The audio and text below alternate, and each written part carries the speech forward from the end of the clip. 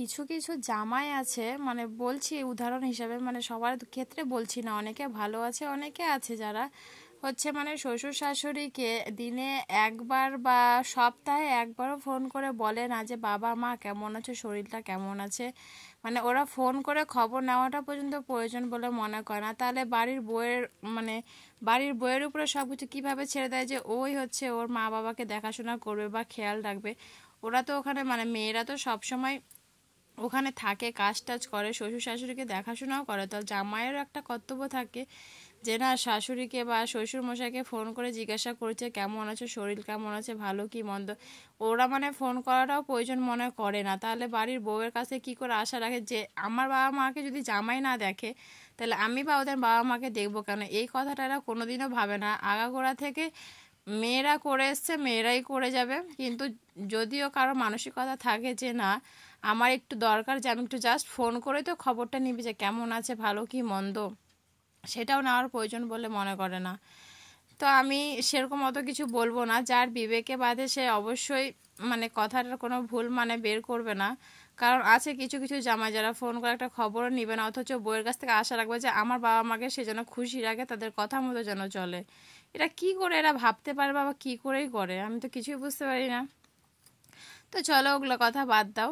আজকে আমার মনটা একটু খারাপ ছিল, তাই কথাটা বলে দিলাম। কারণ কাকে বলেছি সে অবশ্যই বুঝতেও পেরে গেছে। তো এখানে আমার ভাস্তি এসেছিল, ওই আমাকে হচ্ছে আলতা পরিয়ে দিয়েছিল, কারণ শ্রাবণ মাস তো শুরু হয়ে গেছে। তারপর বাজারে চলে গেলাম, আমি আমার ভাস্তি এখানে সবুজ কাছে চুড়ি নেবো। ভাবলাম যে আগেরবার তো শুধু সবুজ পরেছিলাম, সবুজ, কমলা আর লাল। তো আমি ভাবলাম যে তিনটায় মিক্সড করে নিয়ে নেবো। তো তিনটা কালারই আমি হচ্ছে মাপ করে দেখছিলাম যে তিনটায় আমার হাতে হবে কিনা। তো সাইজগুলো দেখে নিলাম, তারপরে হচ্ছে তিন কালারের চুড়ি নিয়ে নিলাম।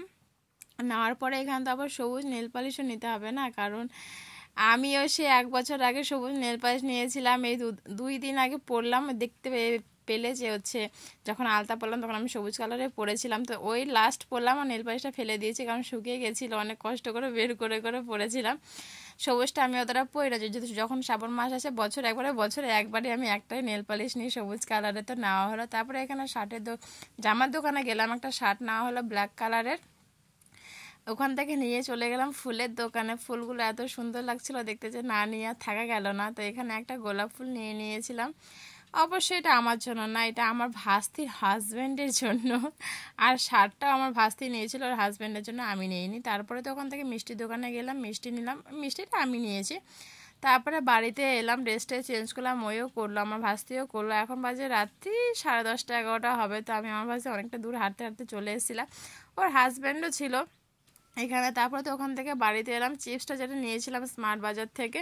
তো বললাম যে খাবি নাকি, তো ওরা বলছে হ্যাঁ খাবো। তো ঠিক আছে, ওইখানে হাজব্যান্ডকে খাইয়ে দিচ্ছে, বাট রাগ করে আছে ওনার